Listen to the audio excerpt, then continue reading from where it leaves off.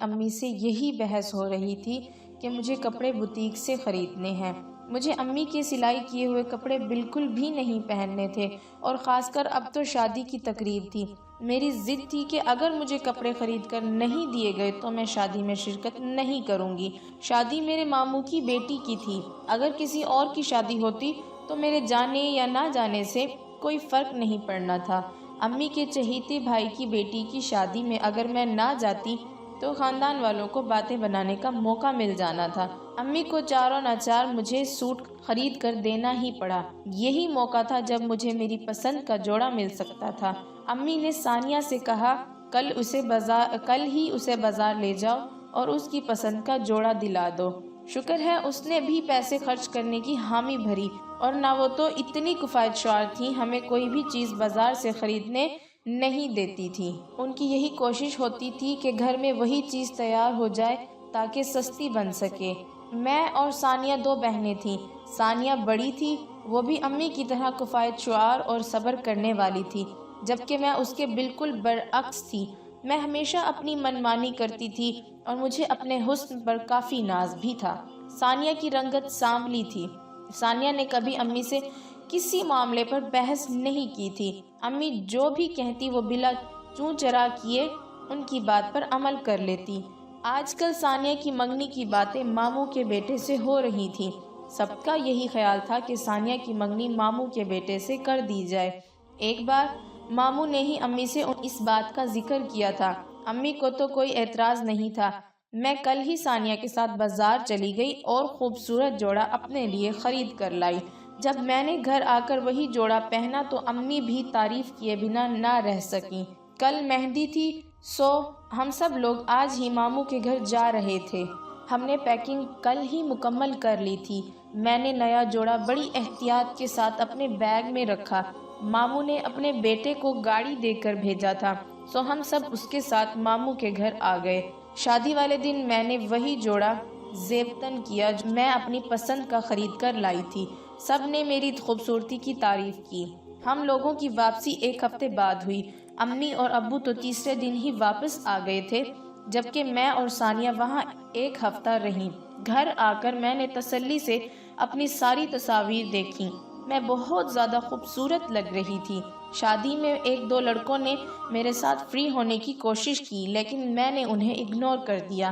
2 دن بعد ماموں کی بیٹی کی کال آ گئی۔ اس نے مجھے فون کیا اور کہا تم مجھے اچھی لگتی ہو، میں تم سے شادی کرنا چاہتا ہوں۔ میں نے کہا ماموں نے تمہارے لیے ثانیہ کے رشتے کی بات کی ہے۔ اس نے کہا اس بات کی تم فکر مت کرو، میں اپنے ابو کو منا لوں گا۔ میں نے کہا مجھے سوچنے کا وقت دو۔ یہ کہہ کر میں نے فون بند کر دیا۔ میرے ماموں کے بیٹے کا نام جنید تھا۔ وہ پڑھا لکھا اور بزنس مین تھا۔ چند ہی دنوں میں اس نے اپنا بزنس کہاں سے کہاں پہنچا دیا تھا۔ میں نے سوچا رشتہ تو اچھا ہے، مجھے تو پیسے سے مطلب تھا، کیونکہ میں نے اپنے گھر میں غریبی دیکھی تھی۔ ذرا سی چیز خریدنے کے لیے امی کی ڈھیروں منتیں کرنا پڑتی تھی، تب کہیں جا کر وہ چیز ملتی تھی۔ میں نے جنید کو فون کر کے ہاں کہہ دیا۔ وہ بہت خوش تھا۔ اس نے کہا میں کل ہی امی اور ابو کو تمہارے گھر رشتے کے لیے بھیجوں گا۔ ماموں لوگ جیسے ہی گھر آئے تو مجھے یہی ڈر تھا کہ امی میرے بجائے ثانیہ کے رشتے کی بات کریں گی۔ وہی ہوا، جیسے ہی ماموں نے جنید کے لیے میرا رشتہ مانگا تو امی کہنے لگی پہلے آپ لوگوں نے ثانیہ کے لیے رشتے کی بات کی تھی۔ ماموں کہنے لگے بات تو ہم نے واقعی ثانیہ کے لیے کی تھی، لیکن جنید کو رانیہ کے ساتھ شادی کرنی ہے۔ امی نے کہا میں ثانیہ کی شادی پہلے کرنا چاہتی ہوں۔ ماموں نے کہا باجی آپ سوچ لیں، میرے لیے تو دونوں بیٹیاں برابر ہیں۔ ثانیہ نے امی کو سمجھایا کہ جنید اگر رانیہ سے شادی کرنا چاہتا ہے تو آپ انہیں مجبور کیوں کر رہی ہیں، اور یہ پہلے اور بعد کی بات کیا ہوئی، آپ جلدی سے ہاں کر دیں، یہ نہ ہو اچھا رشتہ ہاتھ سے جائے۔ امی نے ماموں لوگوں کو ہاں کر دی۔ یوں چند ماہ بعد میرا نکاح جنید سے ہو گیا۔ میں بہت خوش تھی کیونکہ مجھے ہر آسائش میسر تھی۔ آہستہ آہستہ جنید کا کاروبار نقصان میں جانے لگا۔ اس نے مجھ سے سارا زیور لے کر بیچ دیا۔ میں اسے کسی صورت میں زیور نہیں دینا چاہتی تھی۔ اس نے مجھ سے وعدہ کیا کہ کاروبار بہتر ہوتے ہی وہ مجھے تمام زیور واپس لوٹا دے گا۔ میں امید سے ہو گئی، کسی کام کو ہاتھ نہیں لگاتی تھی۔ سارے کام ممانی ہی کرتی تھی۔ پہلے تو کام کرنے کے لیے ملازم تھے، لیکن جب سے جنید کے کاروبار میں مسئلہ ہوا تب سے سب ملازموں کو فارغ کر دیا گیا تھا۔ جنید کا جو تھوڑا بہت کاروبار چل رہا تھا وہ اس کے ایک دوست کی وجہ سے تھا جو جنید کے ساتھ پارٹنرشپ پر تھا۔ میرے ہاں بیٹے کی پیدائش ہوئی، اس کا نام حمزہ رکھا گیا۔ گھر میں سب لوگ بہت خوش تھے، لیکن میرے لیے وہی حالات پیدا ہو چکے تھے جو شادی سے پہلے تھے۔ میں نے تو جنید کی دولت دیکھ کر شادی کی تھی، اب تو جو کچھ میرے پاس تھا وہ بھی مجھ سے لے چکا تھا۔ جب میرا بیٹا 3 ماہ کا ہو گیا تو ممانی نے مجھے کہا، بی بی تم گھر سنبھالو، مجھ سے گھر کے کام نہیں ہوتے۔ میں جو یہاں راج کرنے آئی تھی نوکرانی بنا دی گئی۔ ایک دن جنید کا دوست سارم ہمارے بیٹے کی مبارکباد دینے آیا اور میرے بیٹے حمزہ کے لیے ڈھیر سارے گفٹ لایا۔ مجھے سارم بہت اچھا لگا، میں نے اسے دوبارہ آنے کی دعوت دی۔ اب وہ بہانے سے ہمارے گھر کے چکر لگایا کرتا تھا، میرے اور حمزہ کے لیے ڈھیروں چیزیں لاتا۔ میں اکثر سوچتی کاش میری شادی جنید کی بجائے سارم سے ہوئی ہوتی تو آج میں کتنا امیر ہوتی۔ مجھے اب بات پر غصہ آنے لگا تھا۔ ممانی بلا وجہ میرے پیچھے ہی پڑی رہتی تھی، میں بھی ان کے ساتھ ضد لگائے رکھتی اور ان سے بدتمیزی سے پیش آتی۔ وہ چپ رہتی، انہوں نے کبھی جنید کو گھر کی باتوں کے متعلق کچھ نہیں بتایا تھا۔ ایک دن سارم نے مجھے کال کی اور کہنے لگا، میں آپ کو کیسا لگتا ہوں؟ میں نے کہا اس بات کا کیا مطلب ہے؟ اس نے کہا چلو چھوڑو، میں نے تو اس لیے فون کیا تھا کہ اگر کچھ منگوانا ہو تو مجھے بتا دیجئے، میں اگلی بار لیتا آؤں گا۔ میں نے ایک لمبی لسٹ بنا کر سارم کو بھیج دی۔ اگلے دن سارم وہ سب کچھ لے آیا جو میں نے منگوایا تھا۔ جنید نے اسے منع کیا کہ آئندہ اتنے مہنگے تحفے دینے کی ضرورت نہیں ہے، ہماری عادتیں خراب ہو جائیں گی۔ سارم کہنے لگا، میں کون سا تم لوگوں سے الگ ہوں، تو ایسے بات کرنے کی بھلا کیا ضرورت ہے؟ ایک دن میرا کسی بات پر ممانی سے جھگڑا ہو گیا۔ ممانی بھی مجھے برا بھلا کہہ رہی تھی، میں نے بھی ان کی بے عزتی کر دی۔ اس دن جنید جلدی واپس آ گئے۔ جب میں ممانی کی بے عزتی کر رہی تھی جنید باہر کھڑا سب کچھ سن رہا تھا۔ اس نے اندر داخل ہوتے ہی میرے منہ پر زور سے تھپڑ مارا۔ میں غصے سے دندناتی ہوئی اپنے کمرے میں چلی گئی۔ میں تو سوچ بھی نہیں سکتی تھی جنید ایسے ری ایکٹ کرے گا۔ مجھے لگتا تھا وہ مجھ سے بے پناہ محبت کرتا ہے۔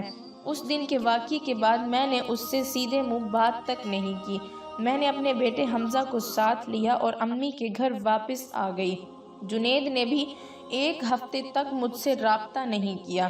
میری بھی یہی ضد تھی کہ میں جنید کے ساتھ نہیں رہ سکتی۔ میرے گھر والے بھی جانتے تھے کہ غلطی میری ہی ہے، کیونکہ وہ میرے مزاج سے واقف تھے۔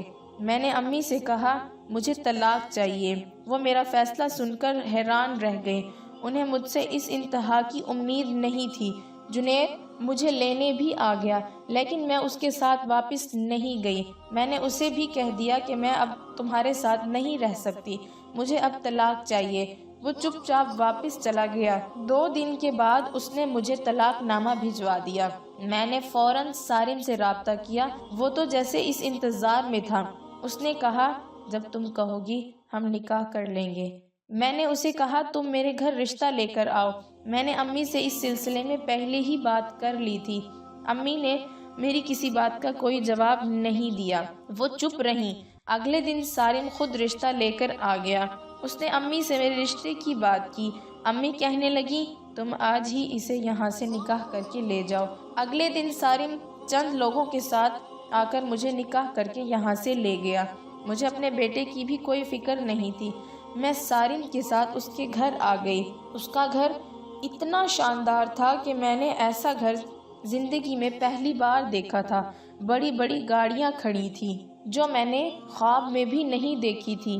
میرے ساتھ نکاح ہو جانے کے بعد سارم نے اپنی پارٹنرشپ جنید کے ساتھ ختم کر لی۔ میری شادی کے بعد میرے بچے کی دیکھ بھال ثانیہ ہی کرتی تھی۔ کبھی کبھی میں حمزہ سے ملنے چلی جاتی تھی۔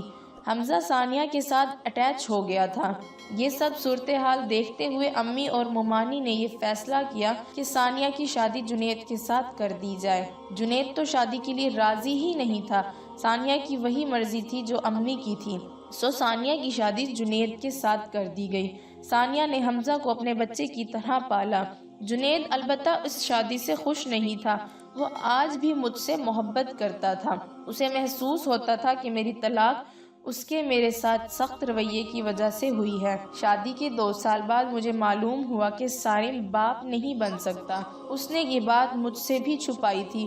وہ تو اچانک ایک دن میں تہ خانے میں چلی گئی جہاں سارم کا ضروری سامان پڑا ہوا تھا۔ دراز کی تلاشی لیتے ہوئے میرے ہاتھ سارم کی رپورٹ لگی جس میں صاف صاف لکھا تھا کہ سارم کبھی باپ نہیں بن سکتا۔ یہ رپورٹ شادی کے 1 سال بعد کی تھی۔ میں نے اس رپورٹ کو وہیں رکھا اور اوپر آ گئی۔ میں اب مزید طلاق نہیں چاہتی تھی۔ مجھے تو سارم کی دولت سے پیار تھا، وہ مجھے مل گئی تو اب مجھے غم کرنے کی بھلا کیا ضرورت تھی؟ یہی بات میری سمجھ میں نہیں آ رہی تھی۔ مجھے تو بچوں میں شروع سے ہی دلچسپی نہیں تھی۔ میں بڑی بڑی گاڑیوں میں بغیر کسی ذمہ داری کے گھومنا چاہتی تھی۔ میرے ساتھ وہی کچھ ہوا جو میں چاہتی تھی۔ 1 ہفتے تک تو میں چپ ہی رہی۔ سارم نے بھی میری خاموشی محسوس کیا۔ پھر حالات آہستہ آہستہ نارمل ہونے لگے۔ میں نے بھی انہی حالات سے سمجھوتا کر لیا۔ سارم مجھ سے بہت پیار کرتا تھا، میری ہر ضرورت کا خیال رکھتا، میری بھی کوئی بات نہیں ٹالتا تھا۔ میں اس سے رپورٹ کے متعلق پوچھ کر بدمزگی نہیں کرنا چاہتی تھی۔ جنید کے حالات بھی اچھے ہو گئے تھے۔ جنید نے دوبارہ اپنا بزنس سیٹ کر لیا تھا۔ اس نے اچھی جگہ گھر بھی لے لیا تھا۔ ثانیہ کی بھی قسمت جاگ گئی تھی۔ بے شک جنید کی دوسری شادی تھی، لیکن ثانیہ کو اس بات کی کوئی پرواہ نہیں تھی۔ وہ تو سارا دن حمزہ میں مگن رہتی تھی۔ سارم کو 1 ہفتے کے لیے بزنس ٹور پر جانا تھا۔ میں نے ان کا بیگ پیک کر دیا۔ وہ صبح سویرے ہی نکل پڑے۔ 2 گھنٹے کے بعد وہ ہوٹل میں پہنچ چکے تھے۔ میں نے انہیں سختی سے تاکید کی تھی کہ فوراً پہنچتے ہی مجھے کال کرنا۔ انہوں نے فوراً مجھے کال کی اور بتایا کہ میں ابھی پہنچا ہوں۔ میں نے تھوڑی دیر ان سے بات کی، پھر انہوں نے فون بند کر دیا۔ 3 دن تک تو وہ مسلسل مصروف رہے اور چوتھے دن سارم کی کال آئی۔ انہوں نے مجھ سے معذرت کی اور کہا میں مصروفیت کی وجہ سے فون نہ کر سکا۔ انہیں لگا کہ شاید میں ناراض ہو گئی ہوں، اس لیے انہوں نے مجھے منانے کے لیے کہا بتاؤ میں تمہارے لیے کیا لے کر آؤں۔ اس بار میں نے انکار کر دیا۔ میرا پتہ نہیں کیوں دل نہیں چاہ رہا تھا کچھ بھی منگوانے کو۔ آج سارم کی واپسی تھی۔ میں جلدی سے اٹھ کر تیار ہوئی۔ سارم کی 4 بجے کی فلائٹ تھی۔ میں گھر میں ہی ان کا انتظار کر رہی تھی۔ 6 بج گئے لیکن سارم نہیں آئے۔ نامعلوم نمبر سے مجھے کال آیا سارم کا ایکسیڈنٹ ہو گیا ہے، وہ ہاسپٹل میں ہیں۔ میں جلدی سے ہاسپٹل پہنچی تو معلوم ہوا کہ سارم کی ڈیتھ ہو چکی ہے۔ سب کچھ اتنا اچانک اور آنن فانن ہوا کہ مجھے پتہ ہی نہیں چلا۔ میں نے امی کو کال کی۔ تھوڑی دیر تک امی اور ابو بھی آ گئے۔ سارم کی میت کو گھر لے آئے۔ میں گھر آ گئی۔ مجھے تو یقین ہی نہیں آ رہا تھا کہ سارم اس دنیا سے چلا گیا۔ امی اور ابو 2 دن یہاں رہے پھر واپس چلے گئے۔ انہوں نے مجھے بھی ساتھ چلنے کے لیے کہا لیکن میں نے انکار کر دیا۔ سارم نے اپنی وصیت میں پراپرٹی تقسیم کر دی تھی۔ آدھی پراپرٹی میرے نام اور آدھی پراپرٹی سامنے اپنے ٹرسٹ کے نام کی تھی۔ میں نے اپنی عدت کے دن مکمل کیے۔ ایک دن شام کے وقت جنید مجھ سے ملنے آیا اور اس نے سارم کی تعزیت کی۔ کچھ دیر بیٹھا اور واپس چلا گیا۔ جنید مجھے اب روز فون کرنے لگا۔ مجھے بھی اس سے بات کرنا اچھا لگتا تھا۔ میں بھی کافی دیر تک اس سے فون پر بات کرتی رہتی۔ ایک دن جنید نے مجھے پرپوز کر دیا اور مجھ سے دوبارہ شادی کی بات کی۔ میں نے کہا ثانیہ کا کیا ہوگا؟ اس نے کہا میں اسے اچھا گھر لے کر دوں گا اور ہر ماہ اسے خرچہ بھی بھیجتا رہوں گا۔ میں نے کہا جو تمہیں مناسب لگے۔ جنید نے ثانیہ سے بات کی کہ میں حمزہ کے لیے رانیہ کو اس گھر میں لانا چاہتا ہوں۔ میں اس سے دوبارہ نکاح کرنا چاہتا ہوں۔ میں تمہارے سارے اخراجات برداشت کروں گا۔ ثانیہ نے کہا مجھے تمہارے کسی بھی احسان کی ضرورت نہیں ہے۔ حمزہ 25 سال کا ہو گیا تھا۔ وہ بھی اب بزنس سنبھالنے لگا تھا۔ اسے معلوم تھا کہ میں ہی اس کی ماں ہوں، لیکن وہ مجھ سے زیادہ ثانیہ سے محبت کرتا تھا۔ جنید نے ثانیہ کو طلاق دے کر مجھ سے نکاح کر لیا اور مجھے اپنے گھر لے گیا۔ ثانیہ پرانے گھر واپس چلی گئی۔ میرے پاس دولت تو بہت تھی لیکن اولاد کی کمی محسوس ہوتی تھی۔ میں نے سوچا چلو اس طرح حمزہ بھی مجھے مل جائے گا۔ حمزہ کو جیسے ہی معلوم ہوا کہ جنید نے ثانیہ کو طلاق دے کر مجھ سے نکاح کر لیا ہے، وہ اپنے باپ سے بے حد ناراض ہوا۔ حالانکہ اس کو تو خوش ہونا چاہیے تھا کہ اس کی ماں واپس اس گھر میں آ گئی ہے۔ حمزہ نے اپنا سامان سمیٹا اور ثانیہ کے پاس چلا گیا۔ حمزہ نے ثانیہ کے لیے ایک اچھا سا گھر خریدا اور ثانیہ کو لے کر وہاں شفٹ ہو گیا۔ حمزہ نے شادی بھی کر لی، اس کے بیوی اور بچے ثانیہ کے پاس رہتے ہیں۔ آج میرے پاس بہت ساری دولت ہے، لیکن میں پھر بھی خالی ہاتھ ہوں۔ اگر آپ کو ہماری کہانی پسند آئے تو اسے لائک کریں، شیئر کریں اور چینل کو سبسکرائب کریں۔ اگلی کہانی تک کے لیے اجازت دیجیے۔ اللہ حافظ۔